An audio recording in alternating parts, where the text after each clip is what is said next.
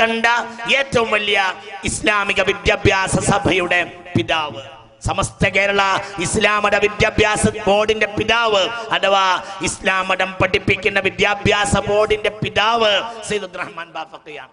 ആ ബാഫഖ് തങ്ങളെ എത്ര വലിയ ആദരവായിരുന്നു ഇവിടുത്തെ RSSകാർക്കുണ്ടായിരുന്നത് എന്ന് നാം മനസ്സിലാക്കേണ്ടതാണ്.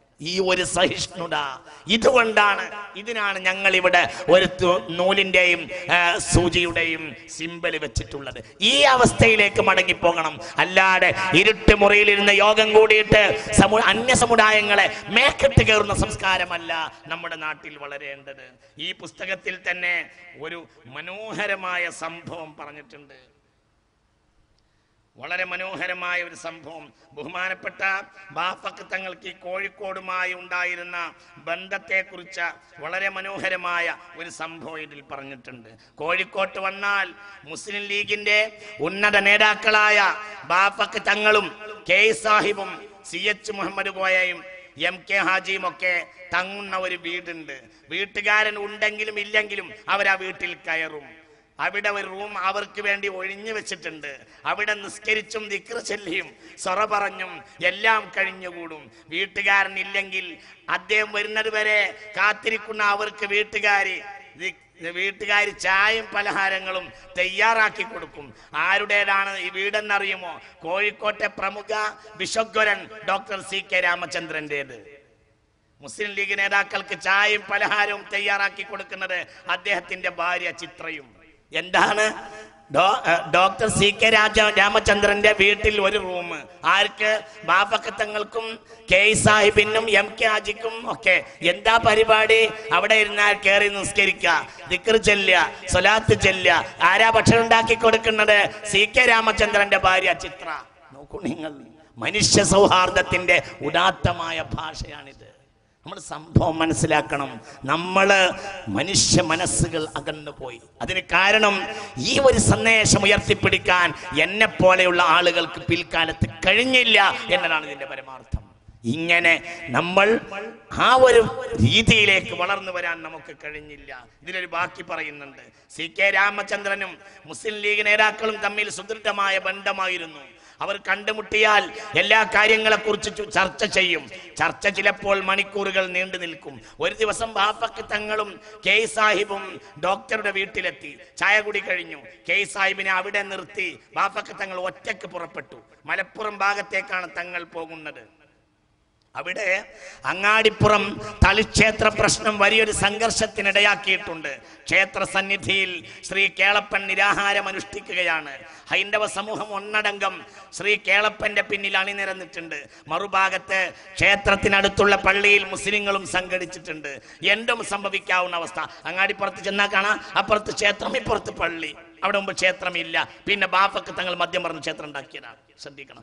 അതുകൊണ്ടാണ് ആ ക്ഷേത്രത്തിന്റെ പടിപ്പുരകെത്തിയപ്പോൾ ആദ്യം ഓടിയെത്തിയത് ആരാ? ഓടിയെത്തിയത് ആ സമാധാന സന്ദേശത്തെ ഏറ്റെടുത്ത പിൽക്കാലത്തെ അവിടുത്തെ മരുമകനും അനുയായിയും നേതാവും ബഹുമാനപ്പെട്ട സയ്യിദ് മുഹമ്മദ് അലി ശിഹാബ് തങ്ങൾ റഹ്മഹുല്ലാഹ്.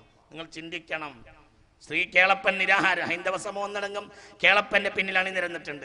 മറുഭാഗത്ത് ക്ഷേത്രത്തിനടുത്തുള്ള പള്ളിയിൽ മുസ്ലിങ്ങളും സംഘടിച്ചിട്ടുണ്ട്. എന്തും സംഭവിക്കാവുന്ന അവസ്ഥ. ഒരു തീപ്പൊരി വീണാൽ മതി ഒന്നായി ആളിക്കത്താൻ. ഈ സംഘർഷ മേഖലയിലേക്ക് സമാധാന ദൂതനായിട്ടാണ് ബാഫഖ് തങ്ങൾ പോകുന്നത്. ഡോക്ടർ രാമചന്ദ്രനോട് ബാഫഖ് തങ്ങൾ പറഞ്ഞു, ഞാൻ മഹത്തായ ദൗത്യത്തെ നിർവഹണത്തിന് കേളപ്പനെ കാണുവാൻ പോവുകയാണ്.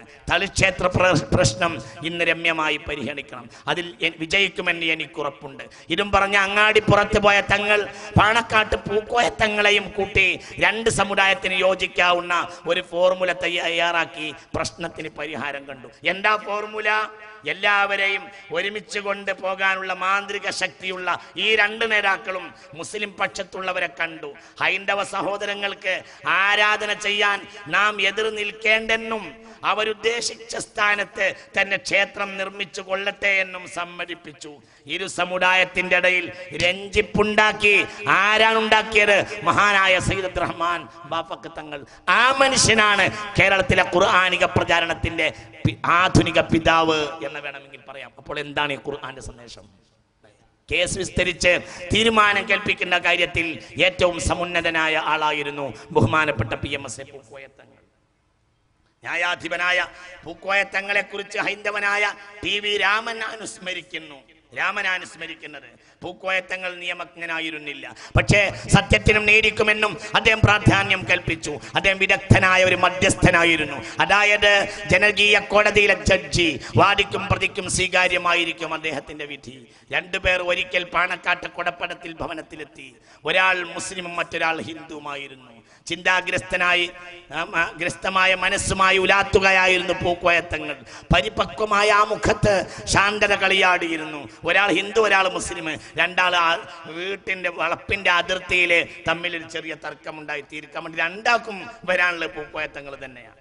അവിടെ ഖുർആന്റെ തീരുമാനം പറയുന്ന സ്ഥലമാണ്. അപ്പോൾ ഖുർആൻ എന്തിന്റെ നിദർശനമായിരുന്നു എന്ന് ചിന്തിക്കണം. പാണക്കാട്ടെ തീരുമാനം ഖുർആന്റെ ആവില്ലല്ലോ, ഖുർആന്റെ തീരുമാനമല്ലേ അവിടുന്ന് പറയും. പ്രത്യേകിച്ച് ഒരു മുസ്ലിമും ഹിന്ദുവും. ഇനി അവിടുന്ന് ആ തീരുമാനം നോക്കുക. ആദ്യം വന്നയാൾ അന്യായം അവതരിപ്പിച്ചു. എല്ലാം സശ്രദ്ധം കേട്ടു. പ്രതിയുടെ പ്രസ്താവനയും അദ്ദേഹം താല്പര്യത്തോടെ കേട്ടു. കേസ് സ്വത്ത് സംബന്ധമായിരുന്നു. രണ്ടയൽപക്കക്കാർ തമ്മിലുള്ള അതിർത്തി തർക്കം. ഒരാൾ വേലി കെട്ടുമ്പോൾ അപരന്റെ പറമ്പിന്റെ അതിർത്തി കുറെ അപഹരിച്ചു. ഈ നടപടി കുറെ വർഷങ്ങളായി തുടർന്നു വരുന്നു. ഇപ്പോൾ അന്യായക്കാരന്റെ പറമ്പിന്റെ കാൽഭാഗം പ്രതി കൈവശപ്പെടുത്തി കഴിഞ്ഞിരിക്കുന്നു. കയ്യൂക്കുള്ള പ്രതിക്കെല്ലാം കൊണ്ടും അവശനായ അന്യായക്കാരനെ ഭയപ്പെടേണ്ട ആവശ്യമുണ്ടായിരുന്നില്ല.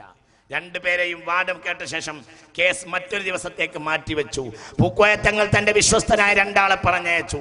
അടുത്ത ദിവസം തന്നെ രണ്ടുപേരും തന്റെ കോർട്ടിലേക്ക് വിളിപ്പിച്ചു. ഒരു ജഡ്ജിയെ പോലെ അദ്ദേഹം വീണ്ടും കേസ് കേട്ടു. പ്രതിക്ക് യാതൊരു പരിഭവം വരാത്ത വിധത്തിൽ പ്രതി കുറ്റക്കാരനാണെന്നും അന്യായമായി കൈവശപ്പെടുത്തിയ അന്യായക്കാരന്റെ ഭൂമി വിട്ടുകിട്ടണമെന്നും അദ്ദേഹം നിർദ്ദേശിച്ചു. ഈ രണ്ടയൽപക്കക്കാരെയും സൗഹാർദ്ദത്തിന്റെ പൊന്നൂലിഴയിൽ അദ്ദേഹം പിടിച്ചുകെട്ടുക തന്നെ ചെയ്തു. രണ്ടുപേരും കൈകോർത്ത് പിടിച്ച് പുഞ്ചിരിയുമായിട്ടാണ് പാണക്കാട് പറമ്പ് വിട്ടത്.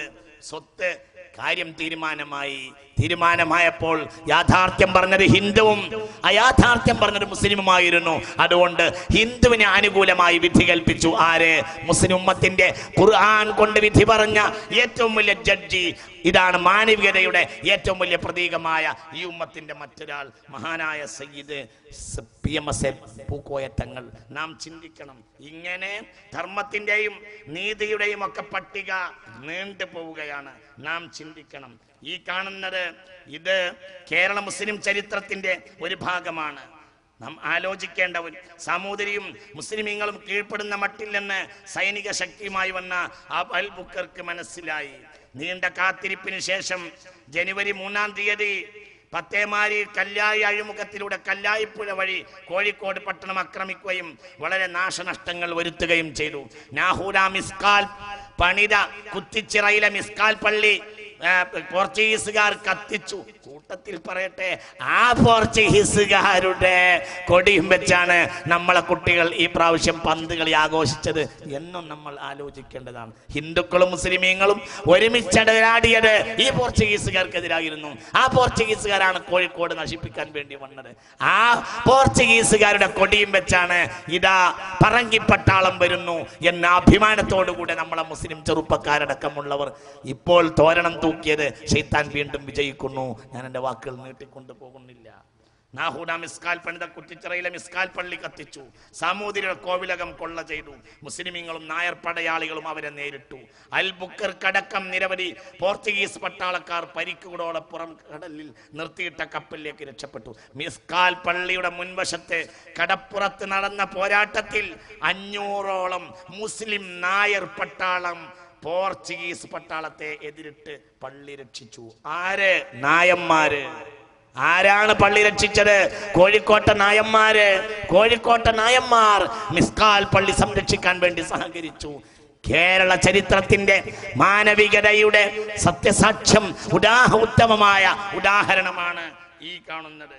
ഞാൻ